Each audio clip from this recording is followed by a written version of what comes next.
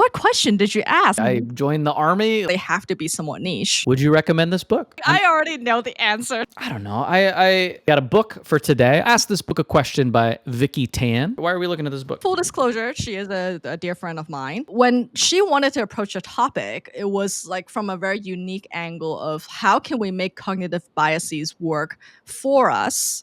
Because a lot of the talk you can see on the internet about cognitive biases is that they're just bad. And you just got to realize that you're in this trap and you got to get out of this trap. And it's also part memoir, as you have discovered, about her life as a staff designer in a number of these like big tech companies and what she has learned from that. Ultimately, it is also a choose your own adventure book. I've been very lucky to witness its conception all the way to it being born, which was really cool because I got to see the whole like process of like trying to get an agent for your idea and all of these steps that are involved in traditional publishing. I wanted to ask before we get in, did you ask this book a question? Like, did you go in with... Yes.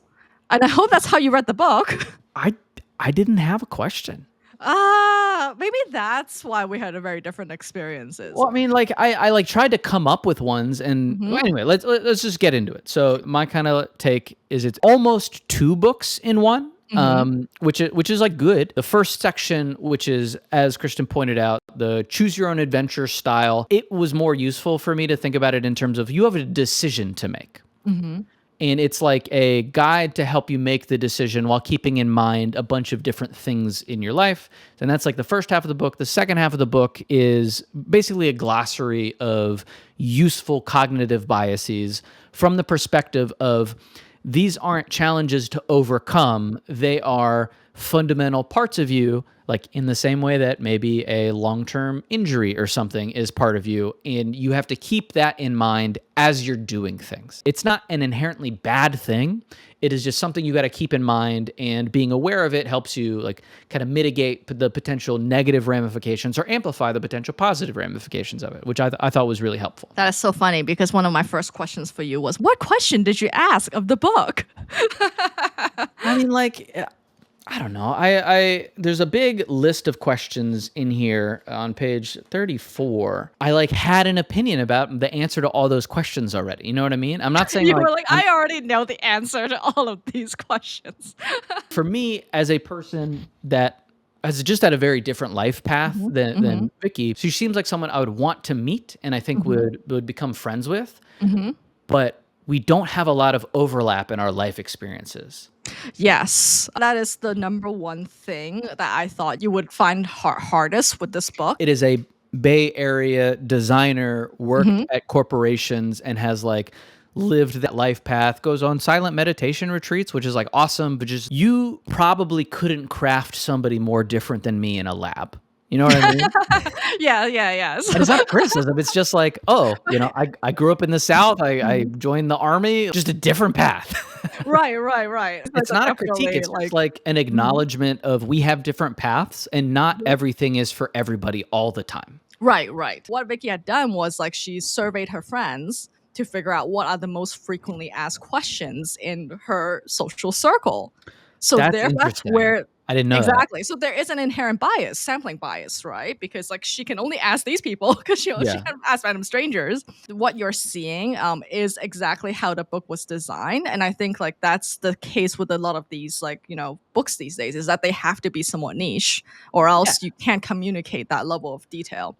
Yeah, and it's also inauthentic to try to make the fortune cookie version of whatever you're trying to communicate. It makes sense that she's written a very high quality book for the group of people that have similar problems to her. There are different categories of questions you can ask, and like life, health, relationships, etc. And of course, I jumped immediately into work because that's where I usually have the most decision making that is most nebulous, right? And when I jumped to ask about like work questions, ultimately a lot of them end up being about addressing feelings. All of these like decision points in the books are illustrated by her personal life story. It becomes more apparent that what we think of as like cognitive illusions or like things that we're trying to analytically figure out oftentimes has a feelings layer that we're also trying to address, or in often cases in many of her stories too, we're trying to avoid and therefore does not give us the most complete picture we can have when we're trying to make a decision. How did it impact your ability to make decisions, or did it change anything? One of the things that she talks about is the temporal nature of decision making, right? And also the level of detail. And there is this paradoxical thing that happens where the more detailed and the more short term a decision is, ironically, we like over anchor on trying to make those decisions well. Whereas the important big fuzzy stuff, we're kind of like, like, we'll figure out later. That is the most impactful decision making consideration that I got away from it. Was like, oof, I totally bike shed. That's funny. This is a conversation my wife and I have a lot. We use the framing of optimizer versus satisficer. Yeah, I I'm know that very one. much a satisficer. If it is a good enough thing, I do it and move on. There's a couple key things that I don't do that with, especially around things which are great sources of anxiety for me. It's usually attached to like my ego around productive work. Like if there's something about making something that like my name is attached to, often I will agonize over like, do I put a comma here or not? But for the vast, vast majority of decisions in my life where I'm like, do we pick this spoon or this spoon? I make those decisions really fast. But I think that's like a function of my Army background, right? Because being a military officer is basically being a decision maker machine. You have a ton of things that you have to do that are varying levels of important. There's so many that you can't really agonize over most of them on any given day. And so it's like this like disagree and commit, or like execute and just move on to the next one and then fix it if it was the wrong call, as opposed to trying to make the right decision tomorrow. So how do you and your spouse work things out when you're not in the same modality? So it depends on how tired we are. Frankly, my best case scenario is like if she cares about a decision more than me, I would like to delegate it to her. Obviously, that comes across as me not caring or being invested in that decision sometimes, Uh-huh. which is honestly not wrong, because like we've been together long enough that I trust her judgment on everything. And so it's a decision between like an A minus or a B plus. And both of those meet the like C minus criteria I have in my head. And so like I would like to be able to just like, I just make the call. Or if you want input, let me make the call with my decision making process. Obviously, we get into conflict where there are more decision cycles than I would typically put in that have to go into actually solving the problem. But that's fine, because I care more about my wife than I care about, being right in any particular moment, even if sometimes I do err on the side of wanting to be right. Ultimately, it's like I spend more time making the decision than I typically would, so that it's like we both have what we want met. Or closer to that. As someone who is more the optimizer and then the spouse is the sufficer, I was trying to see whether you've answered this question correctly. Yeah. I mean, It's not about you making decision. It's me showing that you care. yeah, like I do hold my ground on some. Like there are some things where I don't really think it's that big of a decision to make, but it's always a trade-off of which hill do you want to die on in a conversation. Some days I make a rational call. Some days I kind of like fighting, right? You know what I mean? Like I don't like creating arguments out of nothing, but like debating is really fun for me. We do this, right? We do this show. Wait, do you debate at home? Sometimes, yeah. Oh, geez.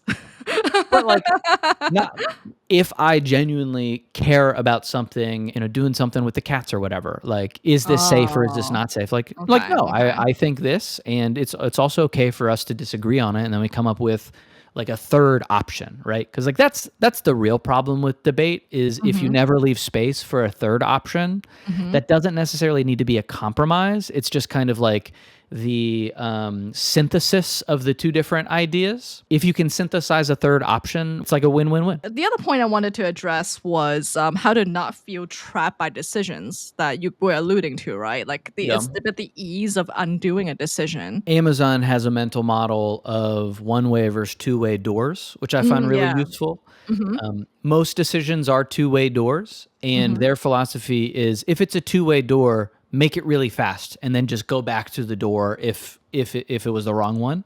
One-way doors are the things that you need to think a little bit more about, right? Like getting an animal, like having a baby, moving across the world. Like those types of things are harder to reverse. But I think Vicky had some good frameworks in here, like I think you're about to say. To describe the book a bit more, there's different pathways that you can take to enjoy this book, and each of these stories would then pull out some of the key biases at play. And so I saw how it was actually a ton of manual work that was involved in making this mapping process, because it was not that I tried ChatGPT. There's, I don't know, maybe coming an app version of this book, which is really useful as like a companion on your phone. She's going to make a card deck version. Oh, great. With all of the cognitive biases, so you can use it as a reference. That makes a lot of sense. And it would show off, frankly, my favorite part of the book, which we haven't talked about, is all of these little illustrations in here. Like she really outdid herself with all of the beautiful sketches. I think she made every single like icon and little like visual mark for all of these different cognitive biases. The craft of the book is really, really high, which I appreciate. It's honestly what we were talking about earlier, where like making a thing that fundamentally has value and craftsmanship and is a good example of whatever the author is trying to create, I think is really important for making stuff today, more so in the age of slop. And so I really appreciate that from Vicky. Her ability to visually represent really complex ideas is there. So I would say this is probably the most well-illustrated book on cognitive biases on the market. Yeah, I can see that. We've read a good chunk of those. What is your favorite story? Her dog. And that was also the biggest overlap that I had with her in her life, right? I have 2 cats, care about them a lot. She obviously loves her dog as well. The little vignette of the dog is like more or less gets convinced to adopt this like horse of a dog. And so it's like this giant animal. And I don't want to put like descriptions in there that aren't there, but she's kind of like a more petite woman, right? There's nothing funnier than big and small. Like that's like a classic comedy pair. And so there's like this fun little contrast there, and she uses her taking her dog for a walk as being kind of like an aberration in most people's day, where they see this like large fluffy dog that they like get enjoyment out of, and it puts her in social situations that she wouldn't normally or naturally like be in. She not only is doing a thing that was like maybe outside of her comfort zone or her norm, but she has made that a facet of her life, and it's enriched her life in that way, which I really appreciate. Yeah, because I think people, they don't share about the little things. Like if you have a giant dog, you will be stopped every 30 seconds to be asked the same questions over and over again. And I've witnessed this myself when I walked Charlie in the past too. That's funny. It's just like endless PR tour for him. Need to get him a little jersey so she can advertise the book. Yeah, for sure. Like he's definitely part of the book PR team at this point. What about you? Did any of the vignettes stick out to you? My bias is that I like stories with me in it. Wait, you're in one? I saw you were in the acknowledgments, but I didn't catch the story you were in. It's the one called The Rickshaw. Okay, Online friends group. So the story is about how like nowadays, like especially after the pandemic, it is hard to make friends. We had like really bonded during the pandemic over this Discord server and are just like up in each other's business all the time. My wife was like, yeah, how's your little cult doing? And I think you and I have touched on like friendships and how we really differ in this way. Yeah, I mean, like I saw it and I was just like, I'm glad she has that space. It just, doesn't do anything for me. Like I'm just kind of more solitary than that. I was thinking about this last night because I was like, what is like the fundamental difference? I don't like the not like other girls energy, you know what I mean? Because like I'm not trying to do that. I want to understand myself so I can craft my life around things that I think are good for me, and I don't want to be intentionally unhappy. Like there's good, get out of your comfort zone, and then there's unproductive, get out of your comfort zone. You know what I mean? I think I really don't enjoy communal experiences that are open-ended. Or don't have like a fixed like length or structure, or I can't like leave when I want to during it. I was thinking more about like a communal meditation retreat kind of thing. Like I love thinking, I love reflecting. Reflecting next to somebody else, I think would be fundamentally extremely distracting for me. Mm. I like going on a walk in the woods by myself. And when I see somebody else out on the trail, I am like happy that somebody else is also reflecting. But a big part of me is just like, that person's over there. It's much easier for me to be in a group setting when I have a job. Oh, I And so see. when I was interacting with people, it was always through the lens of like utility of like, oh, we need to do the next event, or oh, we need to do this thing. And it's not like, hey, I exist aimless in this space and I'm just near other people. Having the job makes it a lot easier for me to navigate that kind of situation. So you had a mission.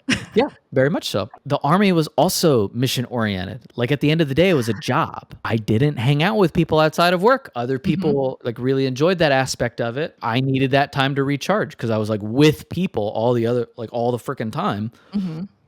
And so like during it, I'm very amenable. I get along with people. I can handle all of those like interactions. Yeah. But would I choose to be in that circumstance if there wasn't a mission associated with like absolutely not.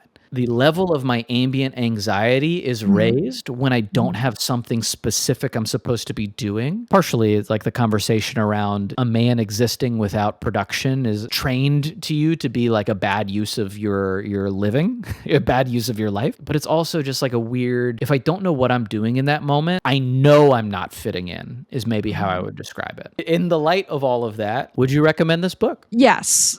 Two very specific types of people. If you want to learn more about cognitive biases in a fun book, this book is for you. If you are a Bay Area techie type person, this book is definitely for you. If you want to learn how to write a nonfiction book that isn't structured in the typical linear fashion, then this book is also a really good study as to how you can play around with the book format to achieve like very different goals. We talked about book experiments with the past few books. I think this is a great example of a modern book experiment.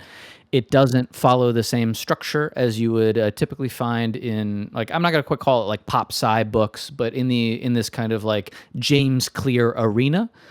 I would also give this a C. That's our rating structure as a C from Cameron, C from Christin, C from chat. Just comment below to give your recommendation if you read it or you want to read it. For me, it's a C, like to the people that it's written for. Didn't know a bunch of Bay Area people growing up, but now I do after working in startups and tech for a little while. I think that there's plenty of people that could get a lot out of this book. Oh, Christin, what are we doing next week?